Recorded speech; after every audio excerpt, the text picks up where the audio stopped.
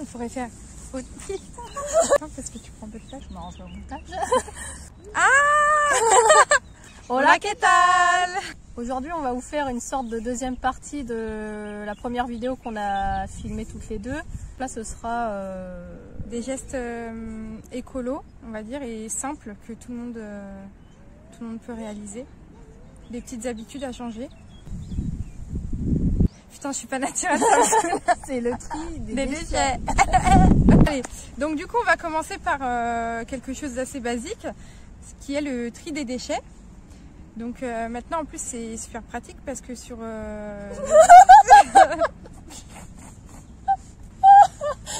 Putain, non, ça commence.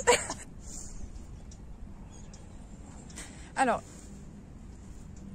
du coup, c'est super pratique parce que derrière les emballages des aliments, en plastique et en carton, c'est marqué.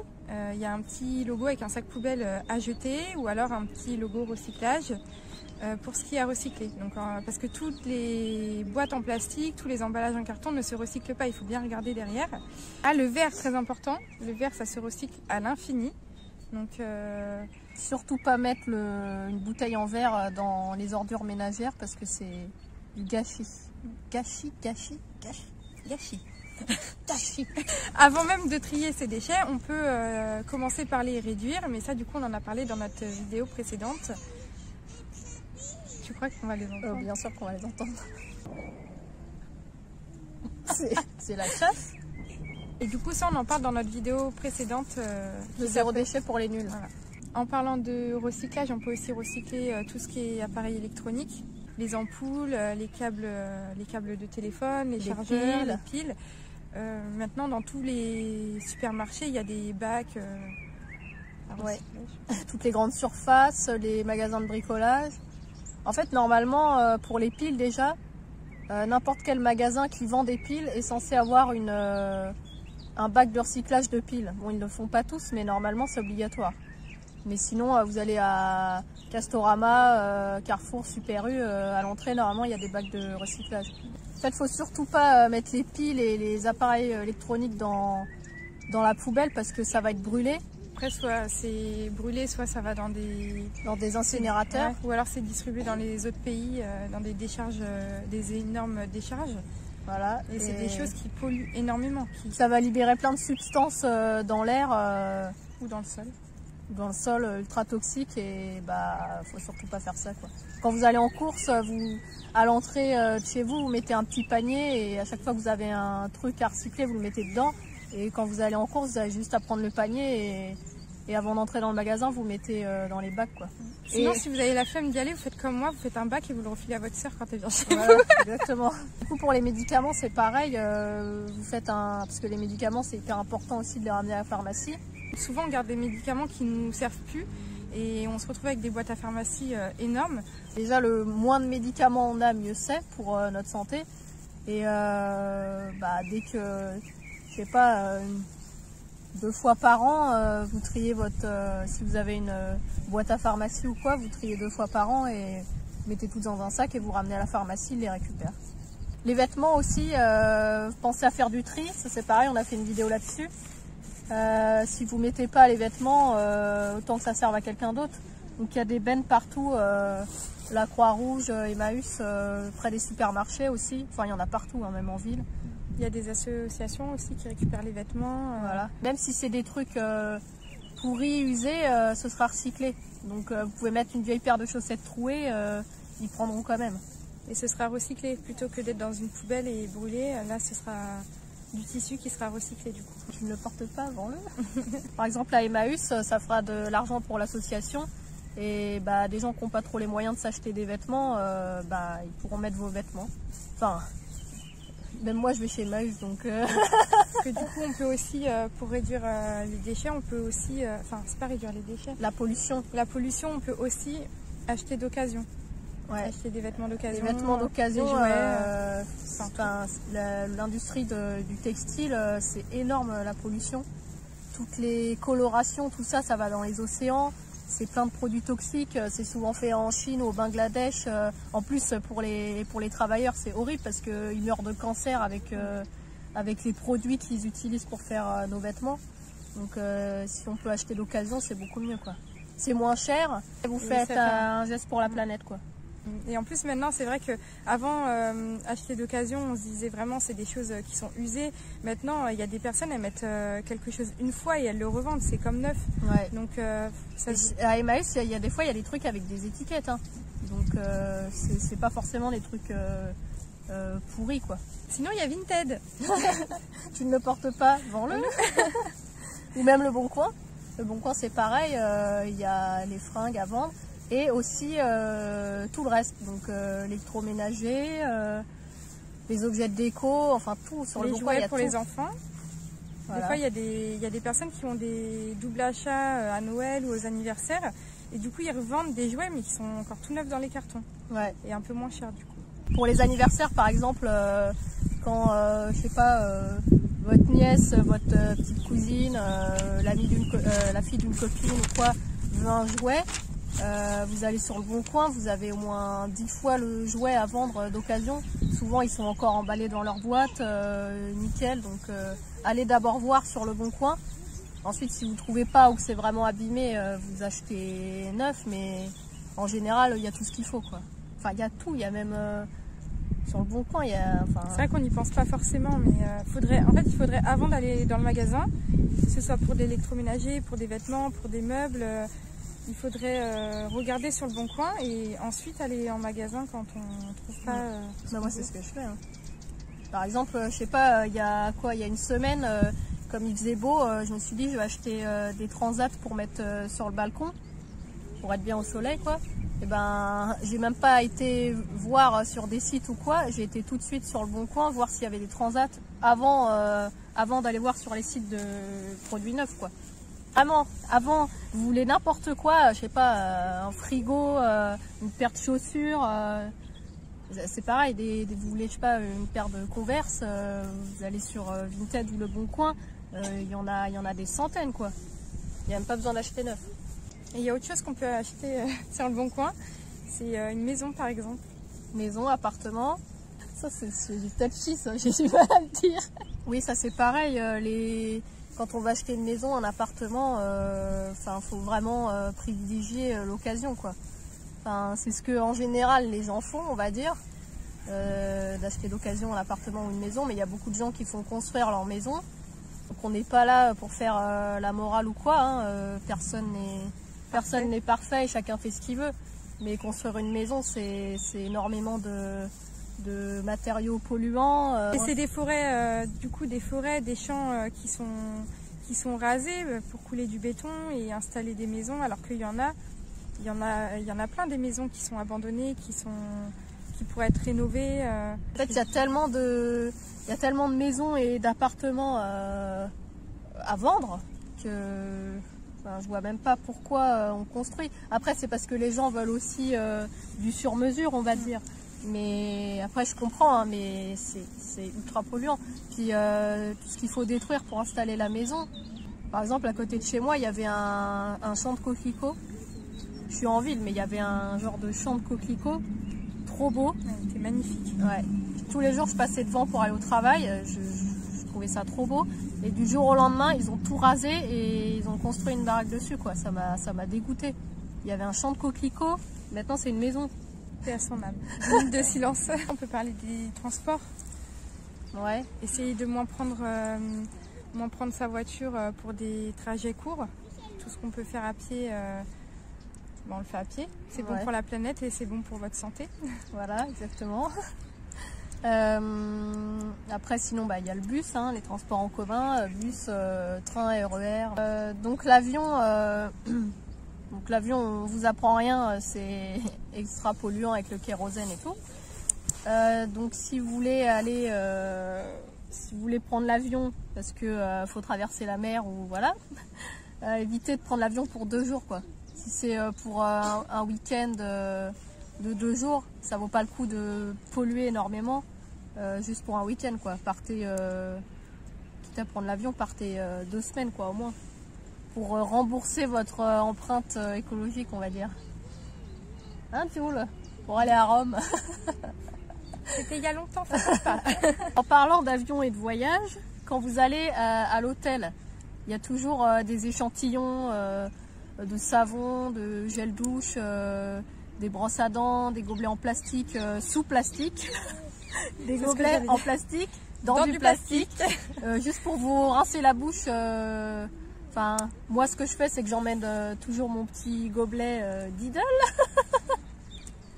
Qu'elle a eu à son anniversaire quand elle avait 5 ans. Voilà, j'emmène mon petit gobelet en plastique dur que j'ai depuis des années, avec ma brosse à dents bien sûr. Et je mets ça dans mon sac à dos quand je m'arrête une nuit à l'hôtel. Et comme ça, je prends pas le gobelet en plastique, sous plastique, et la brosse à dents qu'ils mettent avec. On se dit ouais, c'est bien, c'est un cadeau. C'est gratuit. C'est gratuit, donc on va le prendre. Mais enfin, si vous arrêtez de prendre les échantillons, ils arrêteront d'en mettre. Et il y a déjà des hôtels qui ont arrêté les échantillons, qui ont des distributeurs avec un pouce-pouce, le gel douche, le savon. Ouais. Donc ouais, évitez de prendre les échantillons. Ouais, en plus souvent, enfin moi je l'ai déjà fait, on les utilise pas parce qu'on a nos produits, mais on les prend au cas où. Au cas où on part en week-end, on se dit on aura un petit échantillon, mais en fait on l'emmène pas. Voilà, on les emmène pas, ou alors on les prend parce qu'on se dit ah oui je l'ai, donc il faut que je l'utilise. Et donc finalement ils peuvent rester à l'hôtel, et au fur et à mesure les hôtels arrêteront de fabriquer des gels douche dans des tout petits échantillons en plastique x 8000. Voilà. Ouais. Enfin 8000, t'es gentil, c'est des millions. Oui, c'est des pour un hôtel par jour, 8000 on va dire. Et c'est pareil, les serviettes, ils vous proposent, ils vous donnent des serviettes à l'hôtel pour s'essuyer tout ça. Oui, bah, c'est le principe d'une serviette. Donc ils vous proposent, si vous les réutilisez le lendemain, ils vous disent de le mettre en général sur le rebord de la baignoire. Et si vous voulez qu'ils les lavent, vous devez les mettre par terre, et ils savent qu'ils doivent les ramasser et les mettre à la machine. Donc surtout, mettez pas vos serviettes à laver tous les jours à l'hôtel, parce que c'est n'importe quoi. Vous le faites déjà pas chez vous. Donc c'est sûr, ça fait un peu cocooning, on nous lave nos serviettes tous les jours, on en a une pliée, repassée sur le bord du lit. Mais chez nous, enfin je sais pas, mais moi je lave pas mes serviettes tous les jours personnellement. Personne lave ses serviettes tous les jours, donc pourquoi vous le faites à l'hôtel? Enfin, c'est pareil, c'est des millions de litres d'eau qui pourraient être économisés à pas laver ses serviettes tous les jours. Et d'électricité. Donc ouais, évitez de prendre à l'hôtel, prendre les échantillons et laver les serviettes tous les jours, quoi. Donc chez vous, vous lavez pas, enfin je suppose que vous lavez pas vos serviettes tous les jours. Il y a aussi les vêtements, enfin quand on met un pantalon une fois en général, à part si on s'assoit dans l'herbe, en général le pantalon il est pas sale le lendemain, on n'est pas obligé de laver tous nos vêtements tous les jours, ça peut être remis 1 ou 2 fois, voire même 3 jours selon les vêtements. Et ça évite de faire beaucoup de machines. Ouais. Si c'est pas l'été qui fait pas 35 degrés, vous n'avez pas transpiré comme un ouvrier sur un chantier, votre pull il va pas puer au bout d'une journée. Votre jean c'est pareil, un jean ça se met plusieurs jours, vous transpirez pas dans un jean à part si c'est l'été, donc voilà. Ça va réduire votre empreinte écologique, et en plus votre ça facture. vous fait votre facture, et ça vous fait en plus des tâches ménagères en moins. Voilà. Pour les femmes et les hommes bien sûr. Bon, maintenant on a plus 15 ans, on n'est plus des ados, on peut le dire, la plupart des gens, 95% des gens font pipi sous la douche. Voilà, il n'y a pas de honte à le dire, ça économise 9 litres d'eau par chasse d'eau, parce qu'une chasse d'eau c'est 9 litres d'eau, donc pour un pipi c'est un peu abusé. Donc quand vous êtes sous la douche, si vous avez envie de faire pipi, vous faites pipi et vous rincez, et voilà.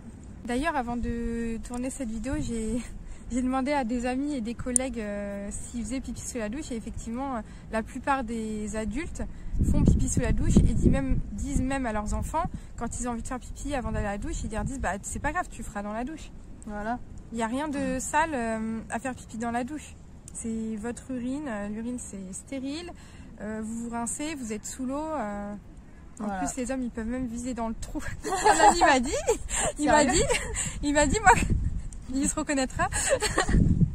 Il m'a dit moi quand je vais à la douche, il y en a pas partout puisque c'est propre, puisque je fais pipi dans le trou. Et du coup on lui a répondu que nous on pouvait pas faire pipi dans le trou. Il a dit ah oui c'est vrai. On rince avec le jet d'eau et puis c'est réglé, voilà. Et restez pas 15 plombes sous la douche, quoi. Enfin, ou alors restez 15 plombes sous la douche, mais coupez l'eau, quoi. Si vous voulez vous savonner pendant un quart d'heure, mais coupez l'eau, parce que l'eau qui coule pendant des minutes, qui part, enfin c'est du gâchis.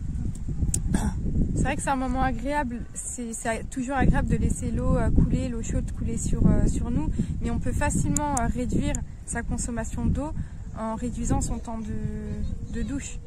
Bon, c'est sûr qu'au début on va pas passer de 15 minutes de douche à 3 minutes, mais de temps en temps vous pouvez vous dire je reste un peu moins sous la douche et après ça va se faire naturellement. Vous mettez une chanson sur votre enceinte, si vous avez une enceinte connectée ou sur votre portable, et dès que la chanson, parce qu'une chanson en général c'est 3 minutes, dès que la chanson est finie, vous devez être sorti de la douche. Quand on se brosse les dents, vous prenez un gobelet, vous le remplissez et pour se rincer la bouche, vous brossez pas les dents en laissant, parce qu'il y a des gens qui font ça encore. On se brosse les dents et on laisse couler l'eau tout le temps du brossage des dents. Enfin, c'est n'importe quoi. Vous prenez un gobelet, une fois que vous avez fini de vous brosser les dents, vous rincez et c'est réglé.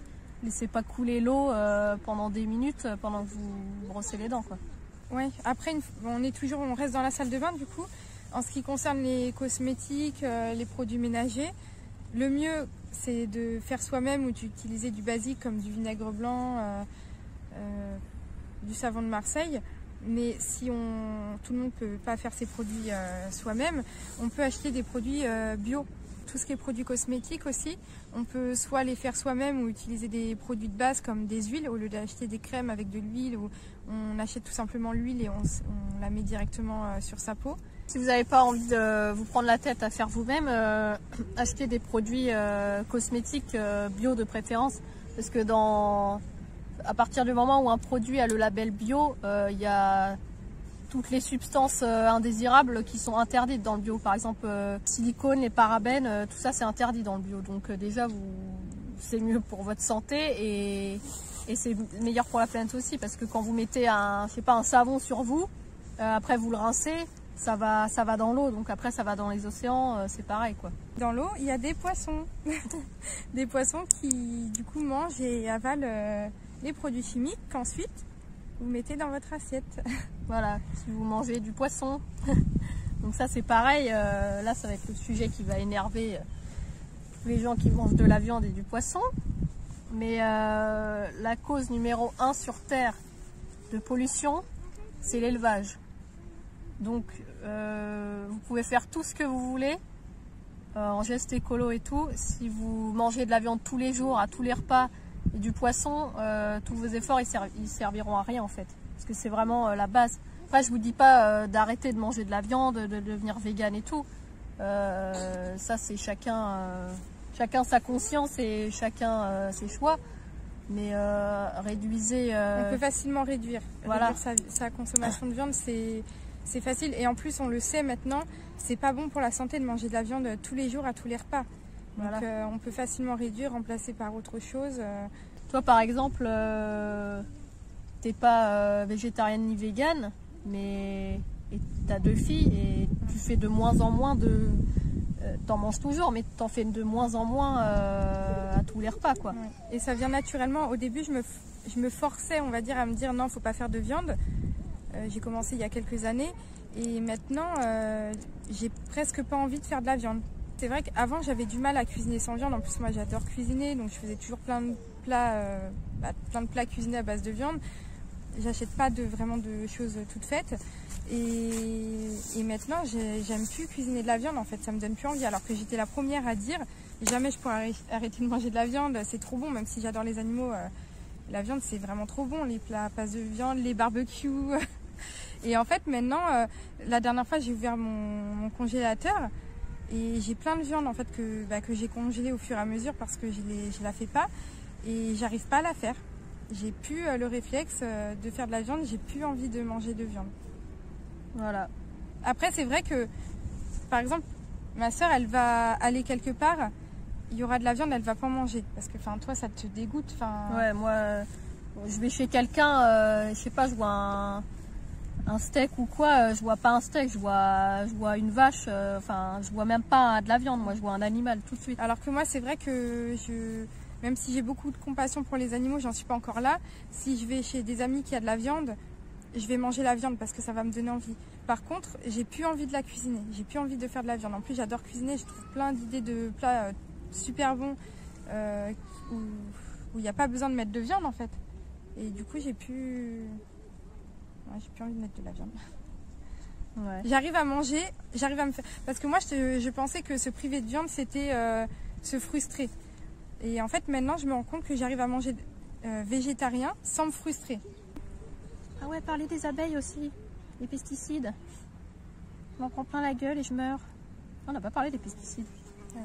Et moi, je me pose même pas la question parce que ça fait quelques années maintenant que je mange plus de viande et bah, donc tous mes plats sont sans viande et ça me frustre. Ça me frustre pas du tout quoi. Ça me frustre pas du tout. Je sais pas comment dire, enfin que j'en ai plus rien à foutre. Oui, mais en fait, toi, t'aimes. Toi, déjà, quand tu vois de la viande, tu vois un cadavre en fait. Tu vois pas quelque chose à manger. Voilà.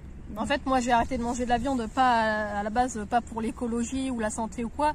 C'est vraiment pour les animaux, quoi. Parce que depuis toute petite, j'adore les animaux. Et en grandissant, je me suis dit, mais attends, t'adores les animaux, tu leur fais des câlins, tu vas à la ferme, tu fais un câlin à une vache et après tu vas la bouffer. Enfin, c'est illogique, quoi. Enfin, après, chacun a son rapport avec les animaux, on va dire. Mais moi, maintenant, c'est hors de question, quoi. Je vois de la viande, je vois un cadavre, c'est tout. Et les poissons, c'est pareil. Les poissons, la surpêche, enfin, ça détruit tout. Ça détruit tout. Il y a plein d'élevages de poissons maintenant. Voilà. Donc, si c'est quand vous mangez du poisson, s'il vient d'un élevage, bah, il est bourré d'antibiotiques. Enfin, le poisson, il est malade, quoi. Et s'il vient de la mer, on va dire 80% du temps, c'est de la pêche intensive. Donc, c'est les énormes filets, ils attrapent tout. Hein. Donc, ils attrapent les poissons, les tortues, les dauphins, les baleines, tout ce qui passe, ils ramassent. Hein. Donc, ça détruit tout. Après, voilà, comme on dit, on n'est pas là pour faire la morale, mais ça peut donner des idées et on peut commencer tout doucement en se disant, bah tiens, j'enlève un repas dans la semaine où je mets pas de viande, par exemple. Voilà.